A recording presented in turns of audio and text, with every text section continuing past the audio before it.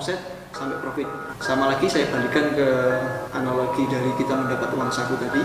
Dari 1 bulan kita misalnya tadi yang saya sebutkan pertama adalah kita dapat 500.000. Nah, kalau mahasiswa yang bijak itu kan biasanya kan enak, sudah dibagi. Oke, 1 bulan ini buat bayar kos berapa, buat makan berapa, terus kemudian buat beli buku, semuanya itu berapa sudah ada penjelasannya. Cuman kalau bagi orang yang lemah di manajemen keuangan, biasanya itu ngerasa bahwa awal bulan ini merasa jadi orang kaya gitu kan, bisa beli semua yang makan, bisa beli ini itu. Ketika di akhir bingung sih, seret, akhirnya larinya makannya ke mie instan.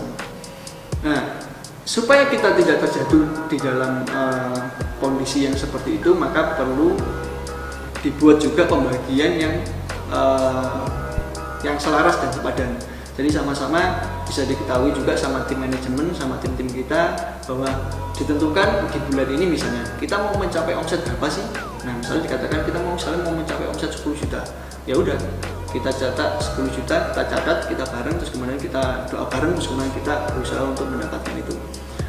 Terus kemudian dari 10 juta itu proyeksinya nanti bagaimana ketika mendapat omset 10 juta, pembagiannya nanti bagaimana. Nah, pembagian di sini ada dibagi untuk HPP, ada dibagi untuk gaji, terus kemudian ada dibagi untuk operasional, sama dibagi untuk marketing, baru larinya ke profit. Ini adalah standar dasar ya, jadi ada 5 standar dasar ini yang bisa dipakai untuk membagi dari omset, sehingga supaya teman-teman tahu badinya itu piro, profitnya itu berapa, dana yang nanti mau dikeluarkan untuk marketing itu berapa, sudah tahu. Jadi dari 10 juta tadi itu dibagi. Nah, gampangnya kalau misalnya kita ngomong standarnya, ya kita ngomong persentase aja. Jadi yang pertama adalah kalau misalnya dibagi dari HPP.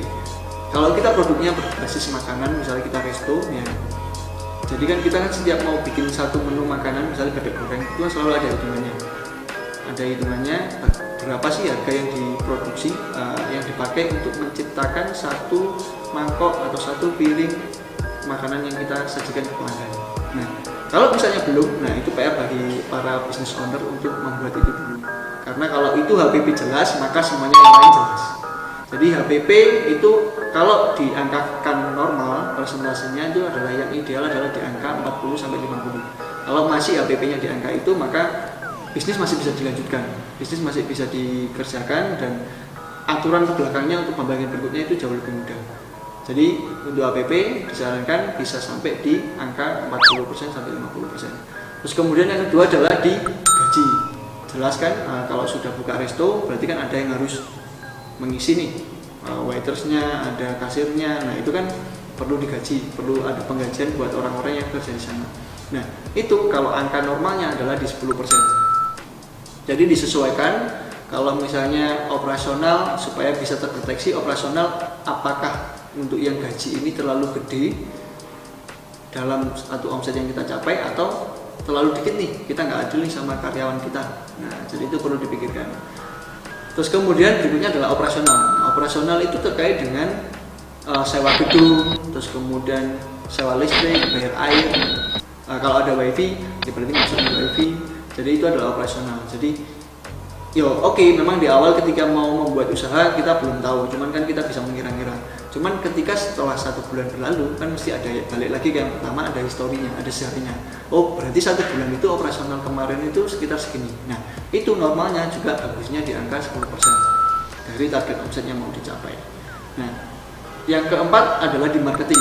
Nah ini agak berbeda teman-teman. Nah kalau marketing kita memang baru buka awal, kita memang perlu menggelontorkan dana marketing yang jauh lebih banyak. Bisa disebarkan 10% untuk dana marketing. Jadi ngiklan di sana, ngiklan di sini, ngiklan di IG Ads, ngiklan di Facebook.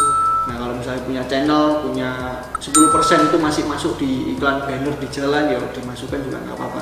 Jadi marketing itu ada alokasinya juga. Tapi kalau dalam posisi standar kita main shift aja, itu di angka 5-3% itu masih oke. Jadi marketing hanya untuk memaintain bahwa kalau ada promo itu bisa tersampaikan ke para konsumen kita. Nah yang terakhir adalah di profit. Jadi dari omset tadi kan, berarti omset itu kan 100% dikurangi dengan HPP, dengan gaji, dengan operasional, dengan marketing. Nah itu kira-kira sudah dapat berapa persen profit yang didapat.